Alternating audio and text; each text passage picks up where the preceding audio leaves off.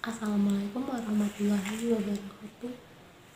Perkenalkan, nama saya Asmi Rahmawati dengan NIM B1B1212224, jurusan Manajemen Fakultas Ekonomi dan Bisnis.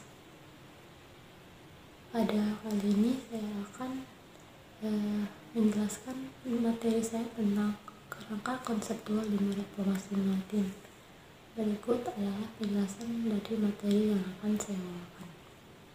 Menurut Christian Lemaire, diplomasi adalah pengelolaan hubungan internasional dan oleh karena itu, diplomasi maritim adalah manajemen hubungan internasional melalui domain maritim.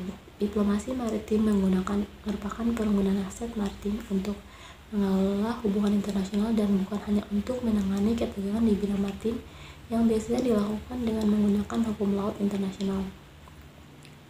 Ia sendiri secara berurutan membagi diplomasi maritim dalam 3 kategori, yaitu yang pertama diplomasi maritim kooperatif, yang kedua diplomasi maritim persuasif, dan yang ketiga diplomasi maritim koersif. Diplomasi maritim juga dapat diartikan sebagai strategi pendayagunaan kapabilitas nasional yang difokuskan pada isu keamanan maritim secara domestik dan global. Bagi Indonesia, diplomasi maritim dioperasionalisasikan melalui 3 dimensi. Yang pertama yaitu dimensi kedaulatan atau biasa disebut dengan sovereignty, yang kedua dimensi keamanan atau security, dan yang terakhir ada dimensi kesejahteraan. Keamanan maritim selanjutnya ada keamanan maritim. Keamanan maritim sendiri adalah kombinasi langkah preventif dan responsif untuk melindungi domain maritim dari ancaman dan potensi tindakan pelanggaran hukum.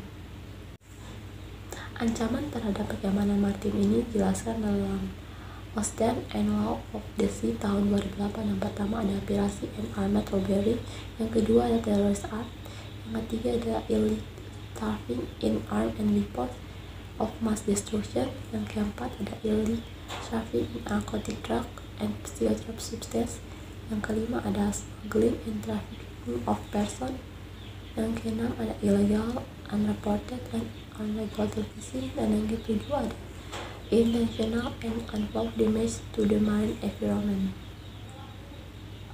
Dan yang terakhir adalah kepentingan nasional.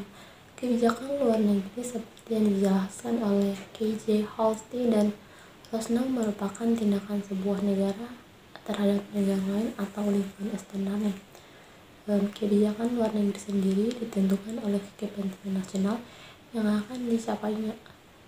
Sedangkan untuk kepentingan nasional sendiri ditentukan oleh sejumlah faktor baik yang sifatnya domestik maupun internasional.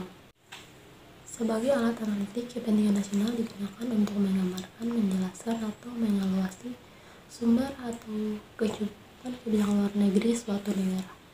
Sedangkan sebagai instrumen aksi politik, kepentingan nasional berfungsi sebagai sarana untuk membenarkan, mencela, atau mengusulkan kebijakan. Melalui Nuckerland sendiri membagi kepentingan nasional menjadi 3 elemen dasar, yaitu menjadi 4 elemen dasar, yaitu kepentingan pertahanan. Yang pertama kepentingan pertahanan, yang kedua kepentingan ekonomi, yang ketiga kepentingan tata dunia, dan yang keempat adalah kepentingan ideologi.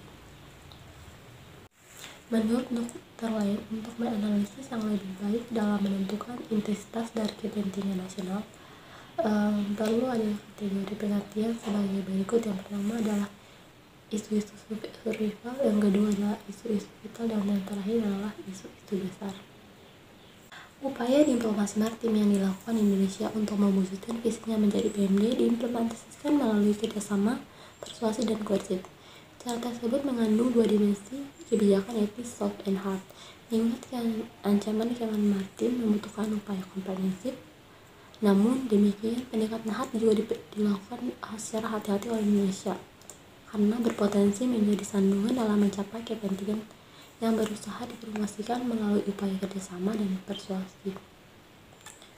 Keaktifan Indonesia menyampaikan gagasan, usulan, rekomendasi, dan lainnya di berbagai forum dan kesempatan di level bilateral, trilateral, dan multilateral menunjukkan betapa Indonesia berusaha menegaskan kepentingan terhadap aspek maritim. Namun pada saat yang bersamaan, sikap ini di Laut Tetem melalui kebijakan membakar dan menenggelamkan kapal asing mengusik hubungan baik Indonesia dengan negara-negara di kawasan Asia Tenggara. Selain paparan yang ditunjukkan terkait upaya diplomasi maritim melalui kerjasama, persuasif, dan kohersif menunjukkan bahwa domain dari diplomasi maritim bukan hanya angkatan laut, tetapi berbagai elemen negara dan lembaga pemerintahan. Temuan penelitian ini menunjukkan bahwa diplomasi maritim Indonesia dilakukan dengan mengintegrasikan berbagai cara dengan melibatkan berbagai aktor menuju pada visi dan cita-cita bagi poros maritim. Temuan ini berkontribusi pada pengembangan kajian diplomasi maritim, memperkaya kajian politik luar negeri Indonesia, serta kajian kawasan Asia Tenggara dan ASEAN. Baik, apa yang telah saya sampaikan lebih dan kurangnya mohon maaf. Saya tutup dengan ucapan wabillahi taufiq wal hidayah. Wassalamualaikum warahmatullahi wabarakatuh.